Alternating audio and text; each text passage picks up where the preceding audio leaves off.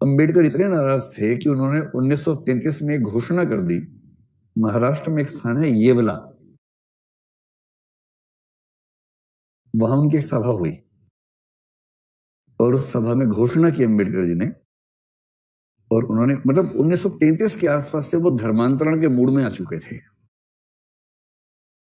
33 में कहा कि देखो भाई, मैं हिंदू के रूप में पैदा हुआ, ये मेरे बस में नहीं था, पर मैं आप सबसे वायदा करता हूं कि मैं हिंदू के रूप में मरूंगा नहीं, क्योंकि ये मेरे बस में है। और ये वो पॉइंट है जहां पर उन्होंने हिंदू धर्म को खारिज करने की बात कही, क्योंकि हिंदू धर्म, उनका कहना है कि दुनिया का अकेला संगठित व्यवस्थित धर्म है जो अपने ही नागरिकों को मनुष्यों से नीचे मानता है। बाकी धर्मों में कम से कम आपको ये नजर नहीं आएगा कि धर्म का ही एक हिस्सा गैर मनुष्य मान लिया जाए। हिंदू धर्म में ऐसा डिस्क्रिमिनेशन था, कास्ट सिस्टम था, और इस जाति व्यवस्था ने एक समुदाय को इतना वंचित कर दिया, उसे मनुष्य मानने से मना कर दिया, कैसे फिर भरोसा करे। तो अंबेडकर इतने नाराज हो गए कि अंत में घोषणा कर दी कि मैं हिंदू धर्म छोड़ दूंगा, मरूंगा नहीं हिंदू के रूप में। इसके बाद महात्मा गांधी ने खूब समझाया कि नहीं अंबेडकर, ऐसे मत करो, ऐसा थोड़ा ना होता, हृदय परिवर्तन करवाएंगे हम लोग मिलकर, सबको ठीक करेंगे, तुम चिंता मत करो। अंबेडकर बोले कि आपके से तो हो नहीं पा रहा इनका हृदय परिवर्तन, 1000 साल में एक आध व्यक्ति आपके जैसा पैदा होता है, अब हम फिर 1000 साल वेट करेंगे। तो महात्मा गांधी के तर्क उनको संतुष्ट कर नहीं पाए और फाइनली वो आक्रामक रहे। उनका महत्व बढ़ता गया इन सब समुदायों के बीच में। हिंदू महिलाओं के पक्ष में और सब महिलाओं के पक्ष में उनकी जिद थी कि यूनिफॉर्म सिविल कोड आना चाहिए, ताकि महिलाओं को उतने ही अधिकार मिल सके जितने अधिकार पुरुषों के हैं। अब मैं जो बताना चाह रहा हूं, हम में से कई लोग अंबेडकर को अनुसूचित जातियों का नेता समझ लेते हैं।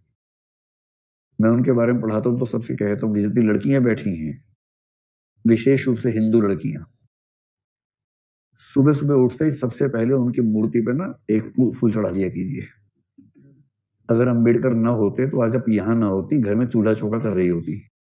अंबेडकर का ये महत्व है, अभी समझाऊंगा क्या महत्व है।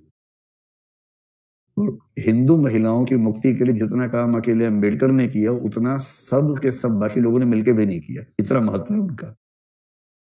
और वो हिंदू शूद्र महिलाओं की बात नहीं कर रहे हैं, वो हर महिला की बात कर रहे हैं। अंबेडकर अगर दबाव न बनाते तो नेहरू शायद हिंदू कोड बिल को टाल जाते। वो टाल नहीं पाए क्योंकि उसके पीछे अंबेडकर अड़े हुए थे। खैर, ये सब होते होते 1946 से 1949 तक उनके हाथ में काम आया भारत के संविधान की ड्राफ्टिंग का। वो संविधान की ड्राफ्ट कमेटी के प्रमुख थे। अंबेडकरवादी लोग थोड़ा ज्यादा क्लेम करते हैं, कहते हैं कि संविधान अंबेडकर ने लिखा है। अभी देखो, जब कोई वंचित वर्ग इस मूड में होता है ना कि समानता हासिल करनी है, वो थोड़ी सी बड़ी स्टेटमेंट देता है, और उससे बहुत नाराज होने के बजाय आपको समझना चाहिए कि उसका मनोविज्ञान कैसे काम कर रहा है। बजाय खारिज कर देने के, उसका मनोविज्ञान समझना चाहिए। हम ये जानते हैं कि सच ये है कि संविधान सभा ने लिखा है, और संविधान सभा ने विभिन्न समितियां बनाई, हर समिति ने अलग अलग भाग लिखे, उनको मिलाकर एक करना, आपस की कॉन्ट्रडिक्शंस को दूर करना, ये काम जिस कमेटी के पास था, कमेटी वो भी एक व्यक्ति नहीं कमेटी थी, उस कमेटी के प्रमुख अंबेडकर जी थे। और पूरी संविधान सभा में एक ही व्यक्ति, संविधान सभा में क्या, वो संविधान सभा का सलाहकार था, संविधान सभा का हिस्सा नहीं था। BN राव का नाम सुना होगा आपने। पूरी उस सभा या सभा के सलाहकारों में एक व्यक्ति था जो अंबेडकर के आसपास कहीं टिकता था संविधान की समझ में, कानून की समझ में, वो BN राव थे। और BN राव ने हमारे संविधान की दिशा तय करने में बड़ी भूमिका निभाई, अंबेडकर ने भी निभाई। और क्योंकि संविधान अंबेडकर के हाथ में था, और क्योंकि महात्मा गांधी की इस प्रोसेस के बीच में मृत्यु हो गई थी, अंबेडकर ने कुछ कमाल तो संविधान में कर दिया। मूल अधिकारों में सबसे पहले 14 से 18 तक कौन सा अधिकार आया? सबसे पहले समानता का अधिकार। अगर उदारवादियों की चलती, पहले स्वतंत्रता का आता, फिर समानता का आता, पहले कौन सा आया, ये बड़ा महत्वपूर्ण है। और समानता के अधिकार की बात करते हुए अगर आप आर्टिकल 15 को पढ़ेंगे तो उसमें स्पष्ट रूप से लिखा है कुएं, मंदिर आदि, उन सब पे सबकी एंट्री उपलब्ध होगी। आप समझ सकते हैं कि उसके पीछे का भाव क्या है, दर्द क्या है। आर्टिकल 17 सीधे सीधे इसीलिए है, अस्पृश्यताकांत किया जाता है। महात्मा गांधी ने खूब कहा कि पंचायती राज को महत्व देना, पंचायती राज को महत्व देना। बीच में चिट्ठी लिखते थे संविधान सभा को। महात्मा गांधी बड़े आदमी थे, संविधान सभा तो बच्चे बैठे हुए थे, तो संविधान सभा का हिस्सा नहीं बने महात्मा गांधी। अरे तो बच्चे, मैं क्या करूंगा इसमें आके। तो बच्चे लोग संविधान बना रहे थे। महात्मा गांधी को पता लगा कि ये लोग पंचायती राज पे ध्यान नहीं दे रहे हैं। एक चिट्ठी लिख दी कि मुझे पता चल रहा है कि आप लोग पंचायती राज पे कम ध्यान दे रहे हैं, मेरी सलाह है कि उस पर ध्यान ज्यादा दें। भाव ये था कि वरना मैं अंट कर दूंगा, ध्यान रखना। और गांधी जी अगर संविधान सभा के खिलाफ अनशन पे बैठ जाते, संविधान सभा की क्या हैसियत थी उनके सामने, सब पिट जाते हो किस दिन। तो सबने कहा नहीं हम ध्यान देंगे, ध्यान देंगे। फिर महात्मा गांधी का देहावसान हो गया।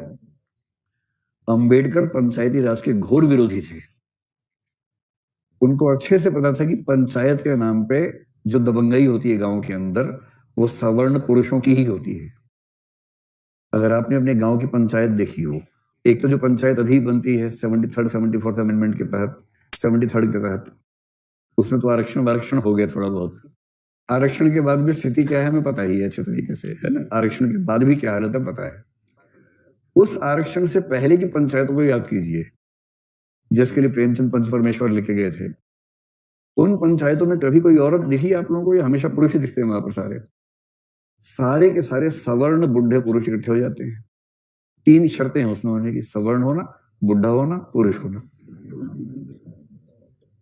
और अगर गांव के सवर्ण बुढ़े पुरुष सारे फैसले करेंगे तो सब समझ सकते हैं कि जो अवर्ण है उनके पक्ष में नहीं होगा, महिलाओं की भागीदारी होगी नहीं उसमें, और नवाचार की संभावना खत्म, सारे बुढ़े बैठे हैं।